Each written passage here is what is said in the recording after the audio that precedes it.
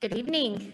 We're going to start tonight with just a couple of announcements because there will be no Christmas Day service, no service tomorrow here at Tree of Life. Therefore, we invite you to watch the Countryside UU Church's online service. It will be available to watch anytime after 10 a.m. tomorrow and will be streaming at 10 a.m. More information is available in our newsletter and in the chat for those of you joining us online. And on New Year's Day, which is also a Sunday, Eni Tanabe will offer a casual service of meditation and centering at 10:45 a.m. I believe that is also on Zoom. You can find that information about that in our newsletter and on our website. And finally, we want to get to know you and answer your questions if you are new to Tree of Life. We hope you will fill out the online visitor card that will be posted in chat, or the green visitor card that you can get from one of our greeters. We'll have treats and conversation in the social hall after this service. We invite you to join us. We welcome the chance to get to know you. And in just a moment, we will begin our service.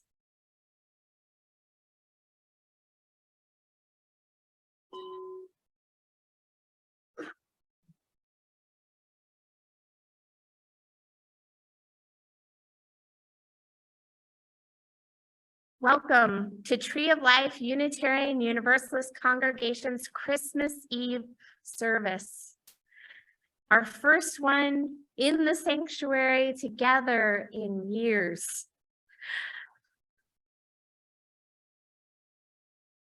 My name is Reverend Jenn Gracen. I am the interim minister here, and it is a pleasure to be with you tonight. Such a pleasure to be with you tonight as we celebrate and honor everything that Christmas means to each of us.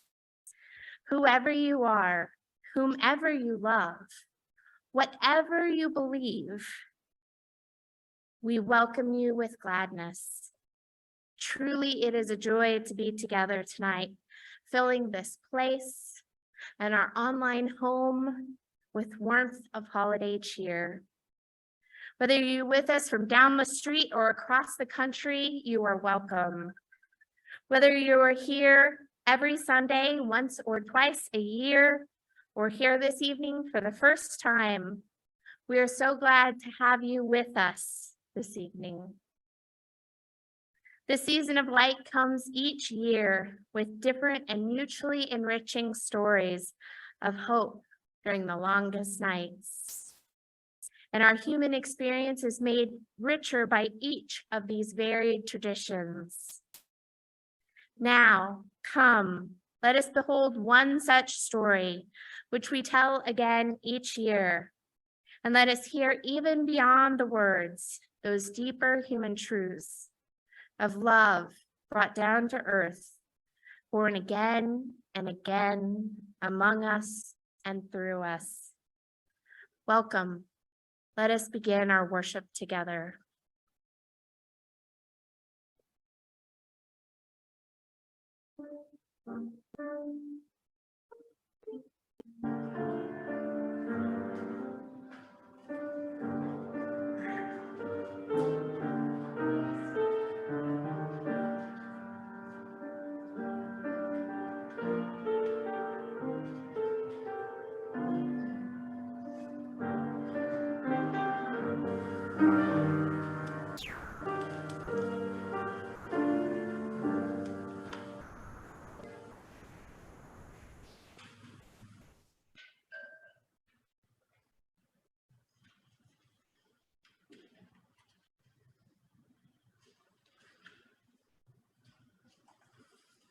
Good evening. This is News of Wonders by Reverend Dan Schatz. The night brought news of wonders. A star in a winter sky, a sign and a promise.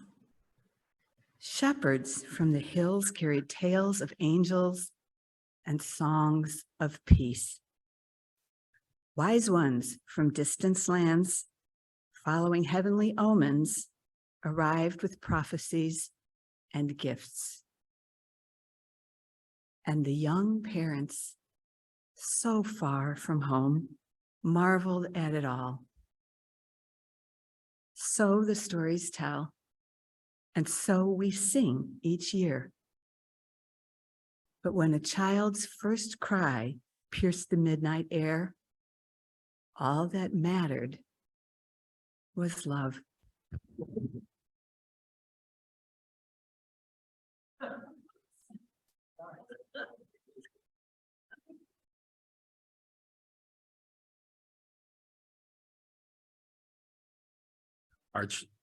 Our chalice lighting words are from Dan Lambert, entitled Fellow Sojourners.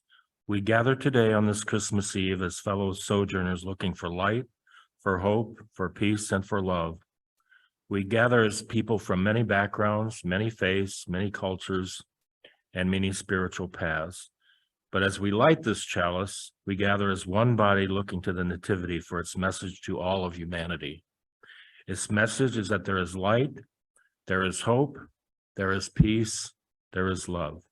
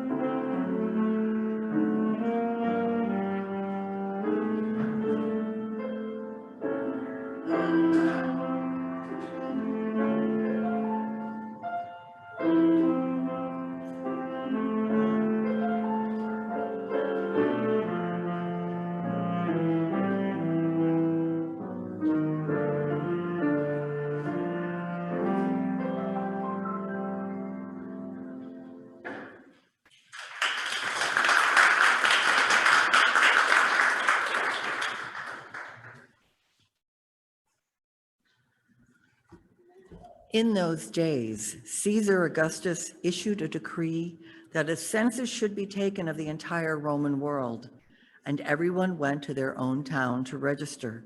So Joseph also went up from the town of Nazareth in Galilee to Judea, to Bethlehem, the town of David, because he belonged to the house and the line of David.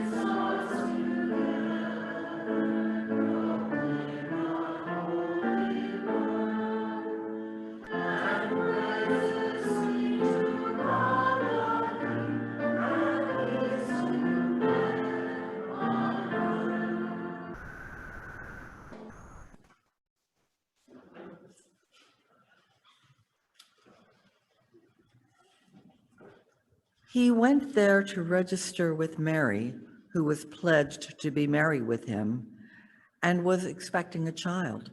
While they were there, the time came for the baby to be born, and she gave birth to her firstborn, a son. She wrapped him in cloths and placed him in a manger, because there was no guest room available for them.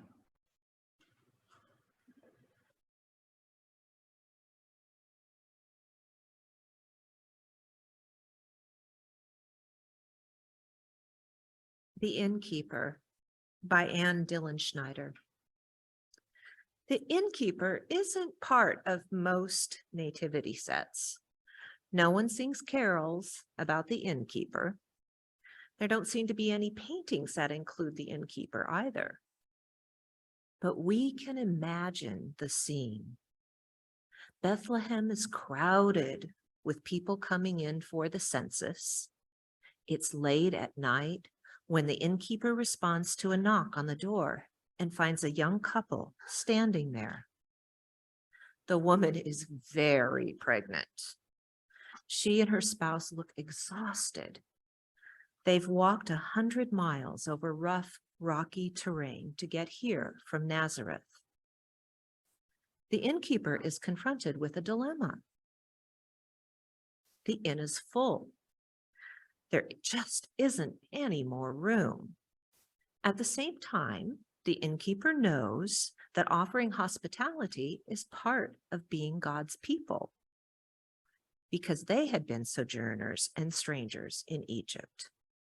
That's why the innkeeper has always made sure there's an empty chair at the table for an unexpected guest at the annual Seder meal at Passover.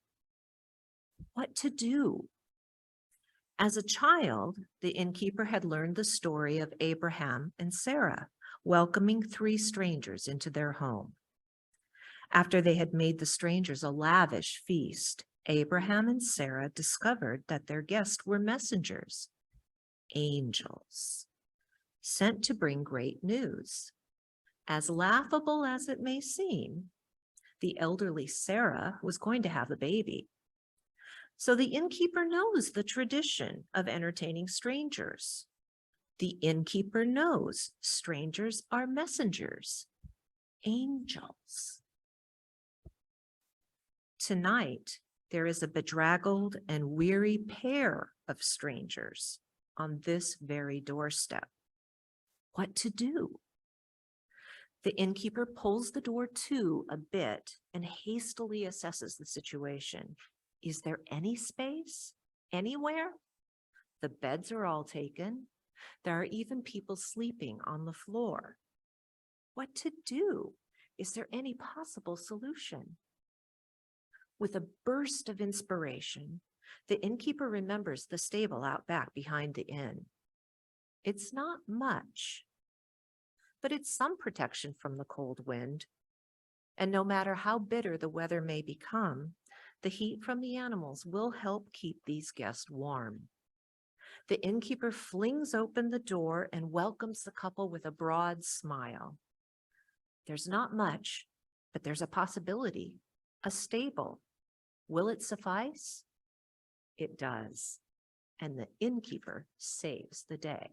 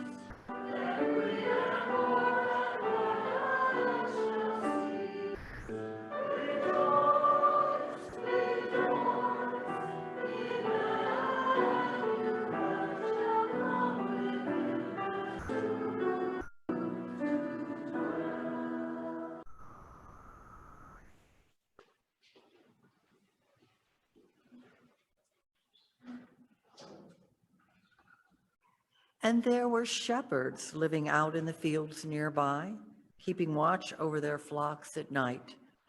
An angel of the Lord appeared to them, and the glory of the Lord shone around them, and they were terrified. But the angel said to them, "Do not be afraid. I bring you good news that will cause great joy to all people. Today in the town of David, a Savior has been born to you. He is the Messiah, the Lord. This will be a sign to you. You will find the baby wrapped in cloths and lying in a manger." Suddenly, a great company of the heavenly host appeared with the angel, praising God and saying, "Glory to God in the highest heaven, and on earth, peace to those on whom his favor rests." When the angel had left them and gone into heaven, the shepherds said to one another, "Let us go to Bethlehem and see this thing that has happened, with which the Lord has told us about."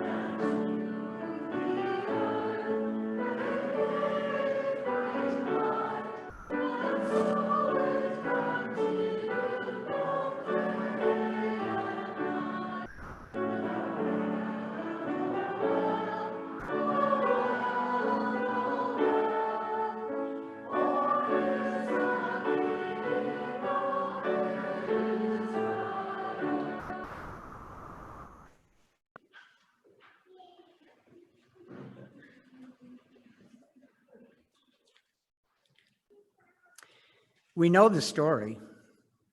An angel of the Lord appeared to the shepherds. The glory of the Lord shone around them. A great light descends on dark fields. Happy angels and cherubim sing for joy, play their lutes, and dance about to defy the gravity of earthly cares. In our happy Christmas narratives, we can forget the shepherds were afraid. What is this fear of God? In my Sunday school lessons, God was a warm, fuzzy old man, replete with gray beard. Jesus loved me because the Bible tells me so. And I glued cotton balls on stiff construction paper to make sheep for the Good Shepherd. As a small child, I secretly opened the Bible and I read. It didn't take long to find God and fear mingled together in the same lines. I didn't understand, but I knew it wasn't about fluffy lambs or grandfatherly gods. In the Hebrew scriptures, the fear of God is an active obedience to the divine will. But I think it's also a shaking of body and soul, awe at something wholly other. Something catches, my heartbeat quickens, and I shake even a little at the thought of those strange glimpses that brought me to my knees. The numinous is a mystery that terrifies and fascinates. We are tempted to reduce the whole of the Christmas story to a kinder, gentler God, somewhat akin to the jolly and portly fellow in the red suit. We wrap our seasonal theology neatly with a bow. But what we have here are terrifying and fascinating dreams and apparitions, enough to make you lay down your work and follow your vision That's what the shepherds did. They ran from that place in search of the strange, the holy. What star are we waiting for to lay down our labors and follow a vision?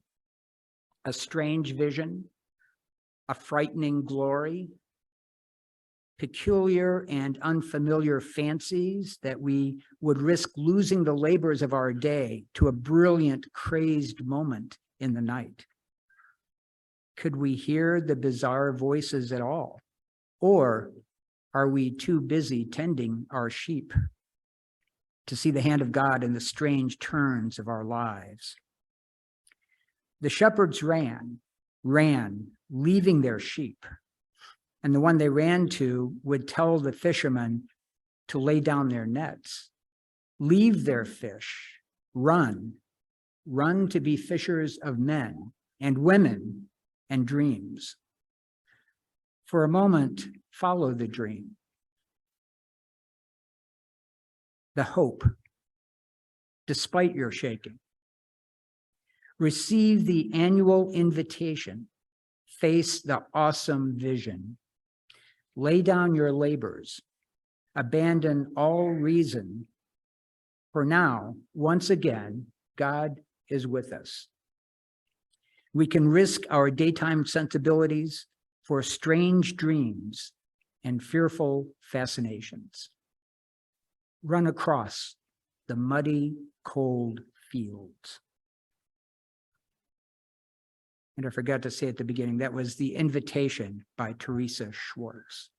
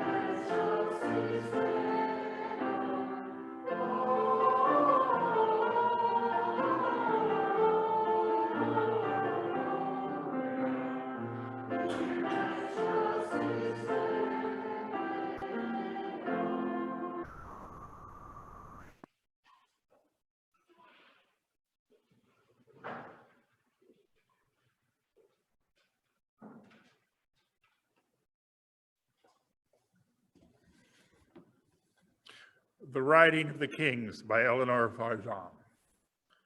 In a far land upon a day where never snow did fall, 3 kings went riding on the way, bearing presents all.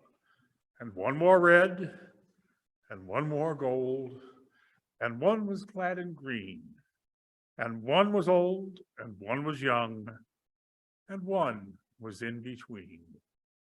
The middle one had human sense. The young had loving eyes. The old had much experience, and all of them were wise.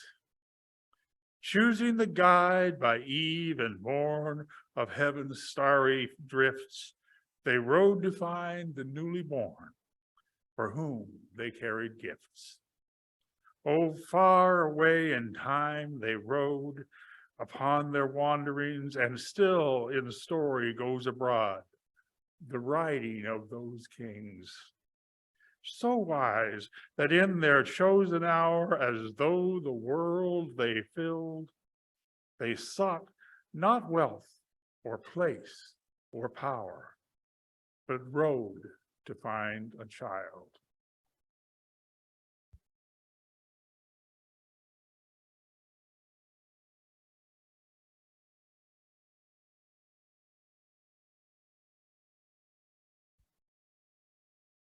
Now after Jesus was born in Bethlehem of Judea in the days of Herod the king, Magi from the east arrived in Jerusalem, saying, "Where is he who has been born King of the Jews? For we saw his star in the east and have come to worship him." When Herod the king heard this, he was troubled, and all Jerusalem with him.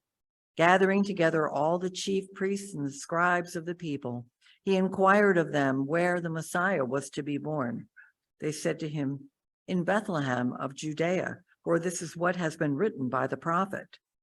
And you, Bethlehem, land of Judah, are by no means least among the leaders of Judah. For out of you shall come forth a ruler who will shepherd my people Israel." Then Herod secretly called the Magi and determined from them the exact time the star appeared. And he sent them to Bethlehem and said, "Go and search carefully for the child, and when you have found him, report to me so that I too may come and worship him." After hearing the king, they went their way. And the star which they had seen in the east went on before them until it came and stood over the place where the child was. When they saw the star, they rejoiced exceedingly with great joy. After coming into the house, they saw the child with Mary his mother, and they fell to the ground and worshiped him. Then opening their treasures, they presented to him gifts of gold, frankincense, and myrrh.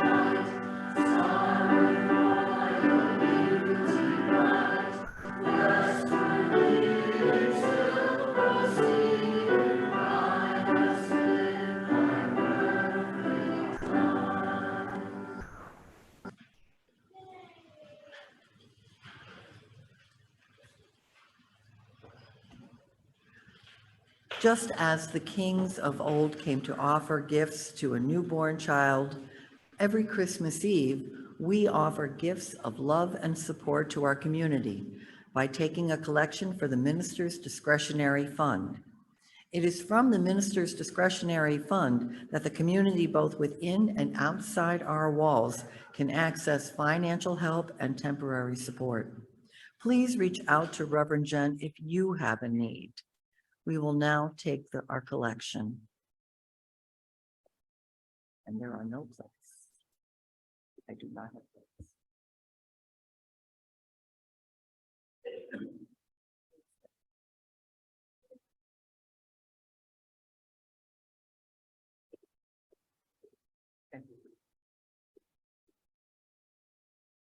For those of you viewing online, 3 ways to give are on your screen. You can text to 815-332-0643.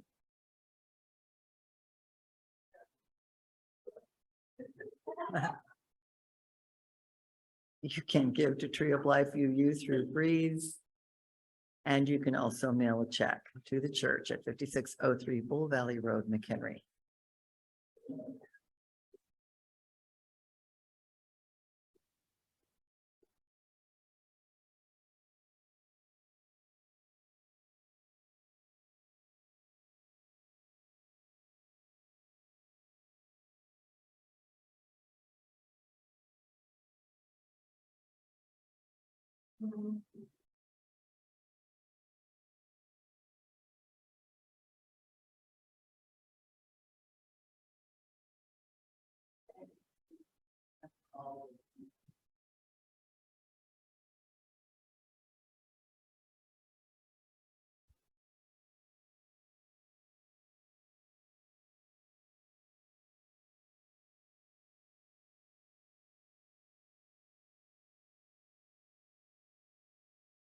This is The Queens Came Late by Norma Faber. The queens came late, but the queens were there, with gifts in their hands and crowns in their hair. They come, these three, like kings from afar, following, yes, that guiding star. They left the ladies, linens, looms, their children playing in nursery rooms, and told their sitters, take charge, for this is a marvelous sight we must not miss. The queens came late, but not too late, to see the animals, small and great, feathered and furred, domestic and wild, gathered to gaze at mother and child. And rather than frankincense and myrrh and gold for the babe, they brought for her, who held him, a gold spun gown of blue and chicken soup with noodles too, and a lingering, lasting cradle song. The queens came late and stayed not too long, for their thoughts already were straining far, past manger and mother and guiding star, and child aglow as a morning sun, toward home and children and chores undone.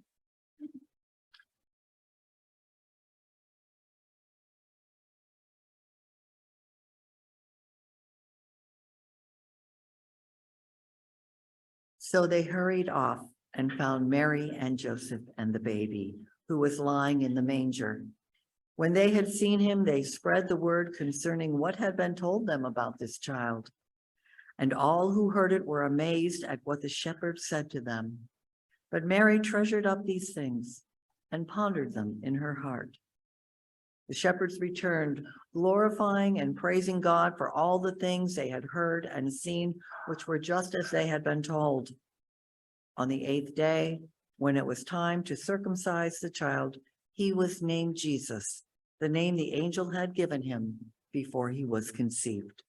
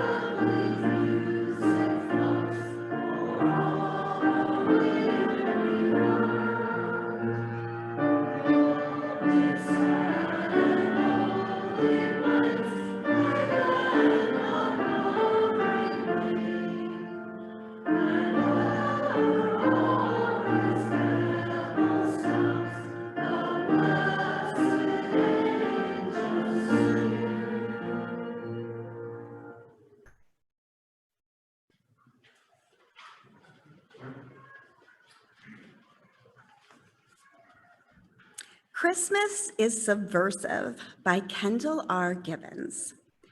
One of the great things about Christmas is that it is a sturdy holiday. Christmas doesn't wimp out when times are hard.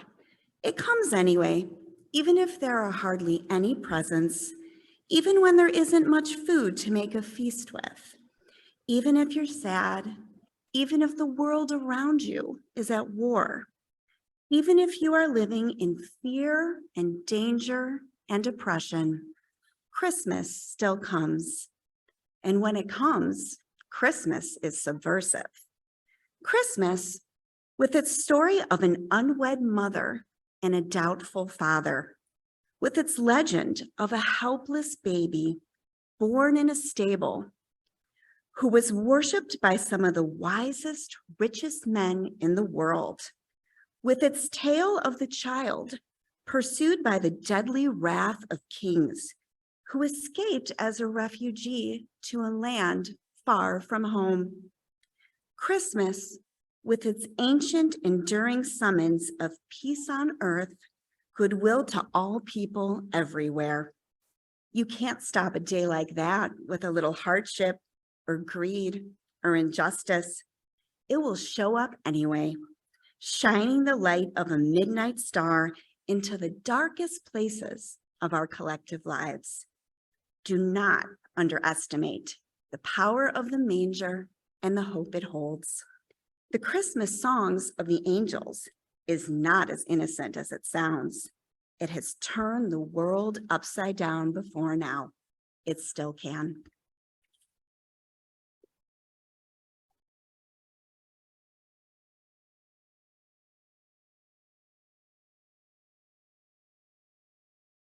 Do not underestimate the power of the manger and the hope it holds. There are many thoughts about the birth of Jesus. We know that even in the Bible, which is essentially a library of several different ancient writings, different authors take different approaches to this story. And there's still a lot to wonder about. How much of this story is historical fact? We know Jesus was probably actually born around April. We know the celebration of Christmas on December 25th was partly an attempt to fit Christian stories within pagan traditions. We know the Puritans, our UU spiritual ancestors, didn't celebrate Christmas. They weren't big on any celebrations, those Puritans. And the story of Jesus's birth that we encounter in pageants and storybooks and nativity scenes is an amalgamation of different Bible stories with some extra biblical additions and add-ons. For instance, if you listen carefully when scripture is read, you might notice there's no donkey and there's no innkeeper. Scholars tell us that the roadside inns of that time and place might not even have had an innkeeper. The list of things we Unitarian Universalists can know about Christmas and the birth of Jesus could go on. And I could stand here and give you a great TED Talk about interesting and historical facts about the Christmas story, but I'm not going to do that. Instead, I'm going to ask you to, just for tonight, set all that aside. Just for now, set your wonderings about the facts of the story and join me in experiencing the wonder of it anew. Pretend for just a moment this is your first time with the story. You don't know this family or what this infant might grow up to do. It's dark and cold, or perhaps dark and warm, and the family has been traveling for days. The heavily pregnant Mary has been riding their donkey as much as possible, but still the journey has worn her out. She has been pregnant so long that the baby might never arrive. Can you go there with me? I know some of you can. Mary and Joseph wanted the baby, but they were nervous. Joseph was worried. Mary was young and robust, but childbirth is a dangerous thing.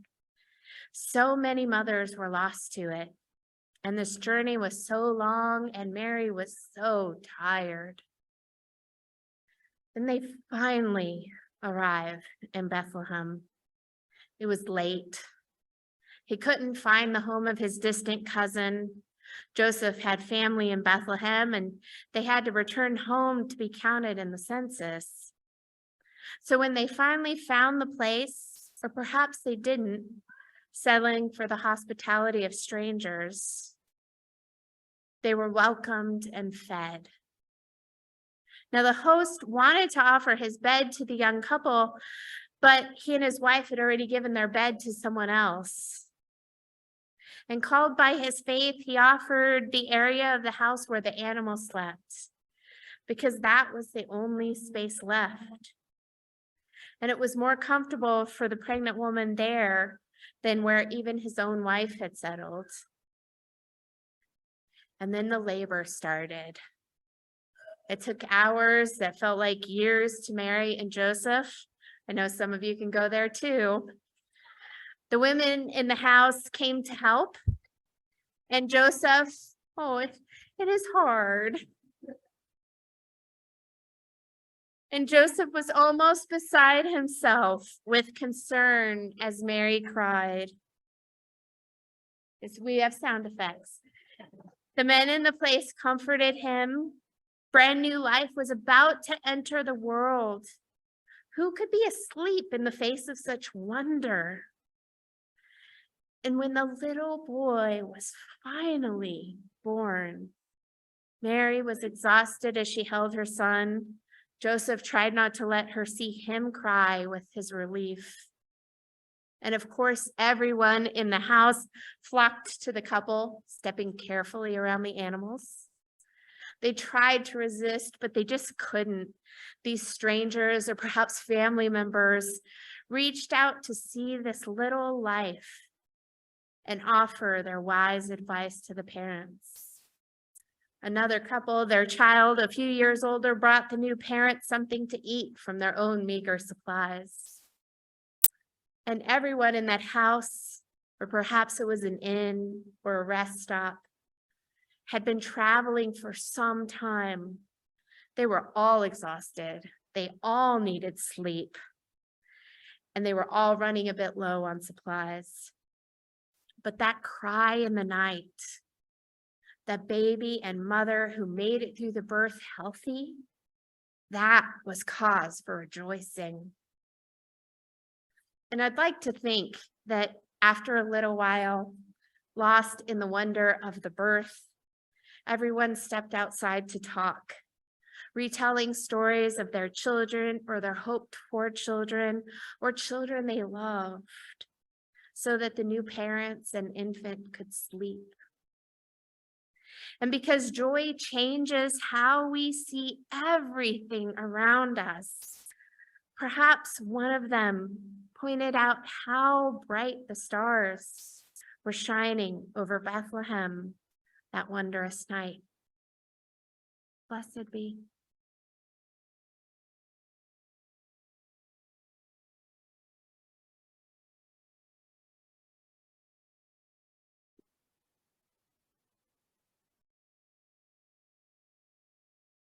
After the stores had closed and the final presents have been wrapped, beyond the ding, ding, ding of Salvation Army handbells, beyond the steady, efficient computer click of cash registers, beyond the sometimes gay, sometimes reverent drones of Christmas music, there will come the deep silence of Christmas Eve. It is the thoughtful silence of watching and waiting, the silence of the winter's longest night.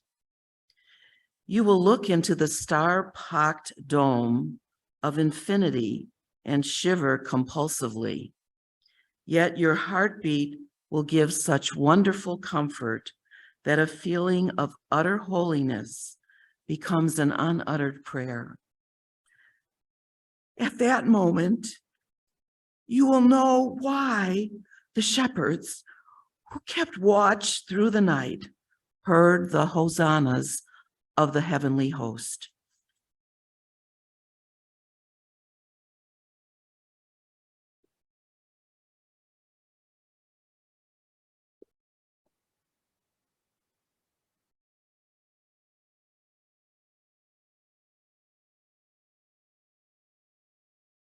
The Work of Christmas by Howard Thurman. When the song of the angels is stilled, when the star in the sky is gone, when the kings and the princes are home, when the shepherds are back with their flock, when the candles have all been extinguished, the work of Christmas begins. to find the lost, to heal the broken, to feed the hungry, to release the prisoner, to rebuild the nations, to bring peace among the brothers, to make music in the heart.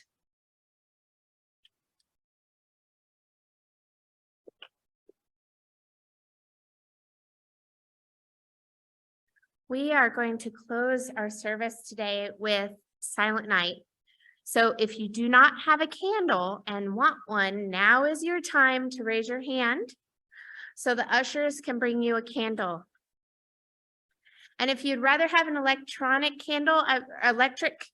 candle, excuse me, I believe we still have some. In just a few moments, when it starts, we're going to lower the lights. We've lowered them some. Thank you. And if you're joining us from home, I encourage you to go ahead and get a candle now so you can participate as well. And when the song is over, I'm sorry, let me step back. We're going to lower the lights at the beginning of the song, and I will light this candle from our chalice and light the candles of the people on the ends. And then I encourage you to pass your light down. So all of the light that we are sharing within our congregation is coming from our chalice. At the end, we will bring up the lights so you can safely exit. And when I blow out the chalice, I encourage you to blow out your candles as well. And please remain silent or very quiet until most people have exited the sanctuary. Ready? Lower the lights a little bit more.